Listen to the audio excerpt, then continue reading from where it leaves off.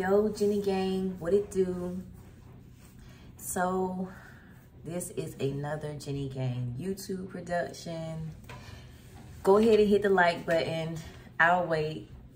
Subscribe to the channel and comment on my commentary. So y'all, by now everybody knows about the submersible.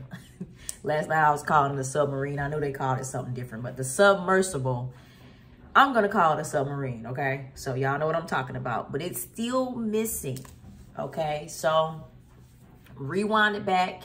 5 people, including a 19-year-old, we're gonna call him a child in this case, set out to go visit the Titanic. They left out Sunday morning. People have a fascination with the Titanic. They wanna see it in real life. $250,000 for tickets to potentially what we would call death row right now, because there is only 6 more hours of oxygen left. That's if these people are still alive, okay? If they're already perished, it doesn't matter about the oxygen. But basically what's happening is the whole world, everybody who's watching this, we are giving them being dead the benefit of the doubt, right? Today's video is sponsored by Plush Posh Official, a clothing line with trendy outfits for less. Shop where confidence is a currency. It's almost like being hopeful because their connection was lost an hour and 45 minutes after they took off, knowing that they had a certain amount of hours to still be able to breathe, even though they're just floating in, you know, whatever. People are still trying to be hopeful and say, okay, they still got 6 more hours of, you know, it's been almost like a countdown, right? I'm gonna go ahead and say,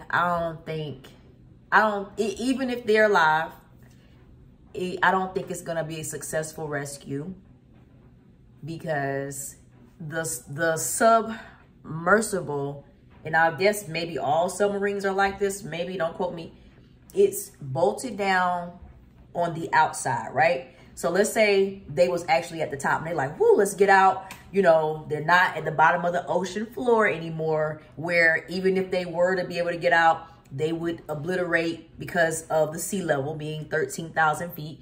But let's say they were at the top and they wanted to get out. They cannot, right? Let me give you all a scenario. There are several search experts, people coming from like, I want to say, I'm not coming from France or whatever, but they have like French and Canadian experts, people who know about the sea, people who know how to work this stuff or whatever. They're trying to help find these people, right? Let's say, you know, for some reason the thing floated up to the top and boom, we found them, right?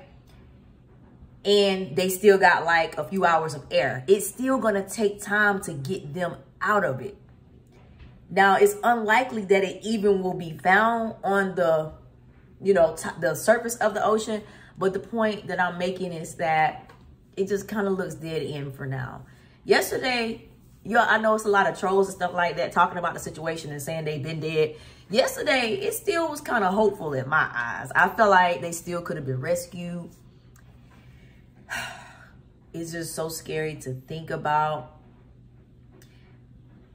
There are several news outlets that are live talking about this, y'all, and the comments are egregious. You know, I'm smiling because some of them are funny, but it's like the situation isn't funny.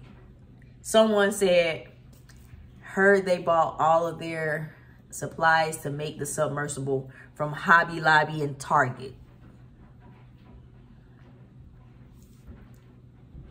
Where's the lie? You know, not exactly those places, but it wasn't very well put together. And the people who are wanting to see this so bad, I kind of feel like it's kind of like, you ever been in a situation, let's just use relationships as an example, right? You might be with somebody and you know that person is not good for you, whether they whooping your ass, whether they cheating, whether they are emotionally abusive, but you just love them so much, so you justify it. You're like, yeah, you know what I'm saying?